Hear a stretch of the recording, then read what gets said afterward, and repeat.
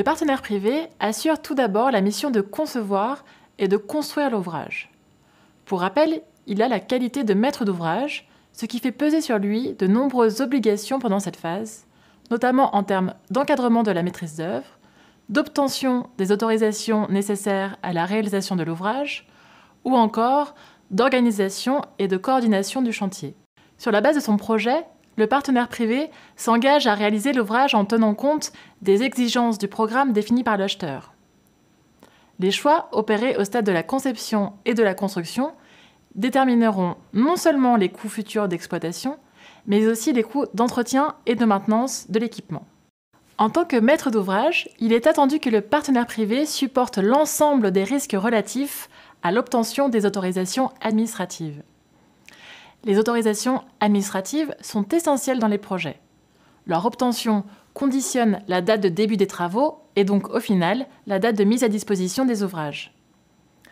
Le partenaire privé doit réaliser les démarches pour obtenir les autorisations administratives nécessaires à la réalisation des ouvrages dans des délais compatibles avec la date contractuelle de mise à disposition de cet ouvrage.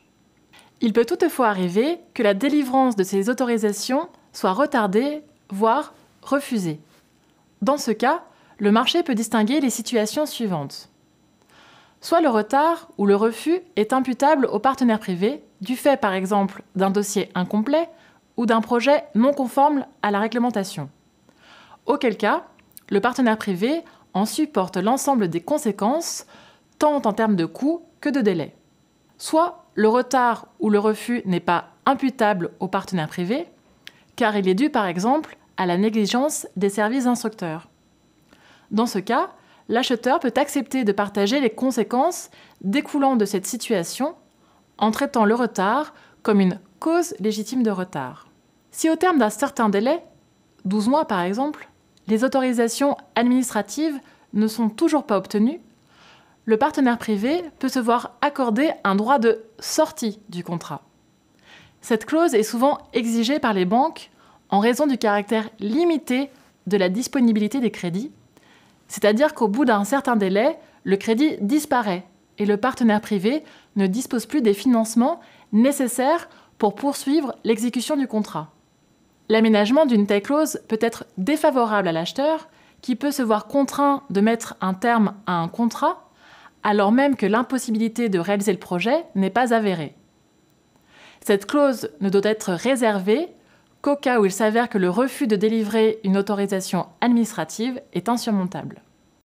Par ailleurs, les autorisations administratives peuvent faire l'objet d'un recours contentieux. A priori, l'exercice de ce recours ne fait pas obstacle à ce que le partenaire privé puisse mettre en œuvre l'autorisation et poursuivre l'exécution du contrat en commençant les travaux, dans la mesure où les recours contre les autorisations administratives n'ont pas d'effet suspensif. Or, une telle situation peut soulever une réelle difficulté pour le partenaire privé. En effet, il est usuel que le contrat de crédit prévoit, comme condition préalable au tirage sur le crédit, la purge des autorisations administratives. En d'autres termes, si ces autorisations font l'objet d'un recours, alors le partenaire privé n'a pas accès au crédit et ne peut pas financer par ce biais l'exécution du contrat.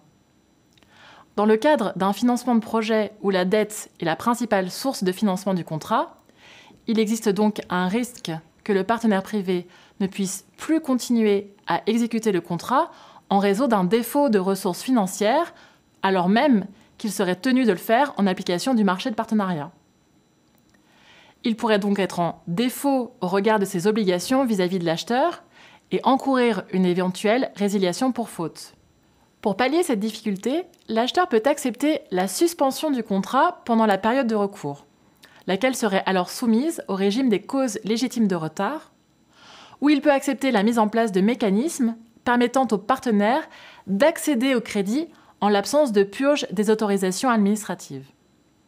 Ainsi, dans certains cas, l'acheteur peut accepter de prendre en charge l'ensemble des conséquences des recours en termes de coûts et de délais, y compris pour le dépôt d'une nouvelle autorisation, et garantir le remboursement des frais engagés si le contrat devait être résilié suite à une annulation de l'autorisation qui condamnerait définitivement le projet. Ce partage des risques est bien accepté aujourd'hui par les acteurs du marché.